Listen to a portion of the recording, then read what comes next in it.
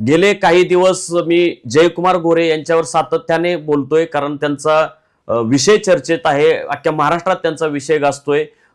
कारण त्यांनी एका महिलेला स्वतःचे नागडे फोटो पाठवलेले आहेत. हा विषय गाजतोय आणि त्या संदर्भात त्यांनी काल विधानसभेमध्ये हक्कभंग प्रस्ताव मांडला. त्यांनी रोहित पवार, संजय राऊत आणि मी म्हणजे तुषार खरात अशा आमच्या तिघांच्या विरोधात त्यांनी हक्कभंग प्रस्ताव मांडलेला आहे.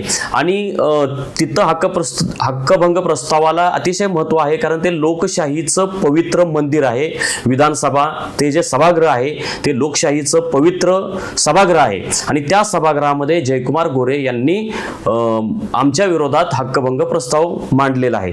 परंतु मला अतिशय खेदाने नमूद करावं लागतंय की जयकुमार गोरे यांनी त्या पवित्र सभागृहामध्ये अक्षरशः थाप मारली, खोटारडेपणा केलेला आहे. हा माणूस, हे जे ग्रस्त आहेत ते प्रचंड खोटारडे आहेत. मतदारसंघात खोटं बोलत असतात, पत्रकारांच्या समोर खोटं बोलत असतात, परंतु त्यांनी त्या पवित्र विधानसभेमध्ये त्यांनी त्या सभागृहामध्ये लोणकडी थाप मारलेली आहे. त्यांनी काय थाप मारली ते म्हणालेत की जी पीडित महिला आहे त्या पीडित महिलेने राज्यपालांना कुठलंही पत्र दिलेलं नाही आणि त्यांनी कुठलंही पत्र दिलेलं नसताना ते पत्र लय भारी मीडियाकडे कसं काय गेलं. त्या पत्रावरची जी सही आहे ती खोटी आहे असं कोण बोलतंय तर जयकुमार गोरे बोलतायत. आणि ते आणखी पुढं काय बोलतायत तर ते पत्र सातारच्या एसपीनी चेक केलेलं आहे.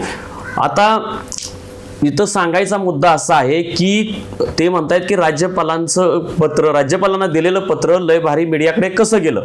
तर जयकुमार गोरे, मी तुम्हाला सांगतो, ते पत्र मला दुसऱ्या तिसऱ्या कुणीही नाही, त्या महिलेने, संबंधित महिलेने मला थेट पाठवलेलं आहे पत्र. ते त्यांच्या व्हॉट्सअपवरूनच मला आलेलं आहे. आमचं संभाषण फार काळापासून नाही, पण गेले 7-8 दिवसापासून आमचं रेग्युलर संभाषण आहे. दीड महिन्यापूर्वी पहिल्यांदा संभाषण झालं होतं आणि हे फक्त फोनवरचं संभाषण आहे आणि त्यांनी मला फोनवरून ते पाठवलेलं आहे.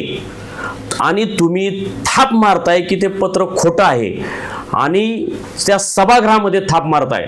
आणि जयकुमार गोरे, तुम्ही म्हणताय की अतिशय नीच पातळीला जाऊन मी तुमच्यावर टीका करतोय.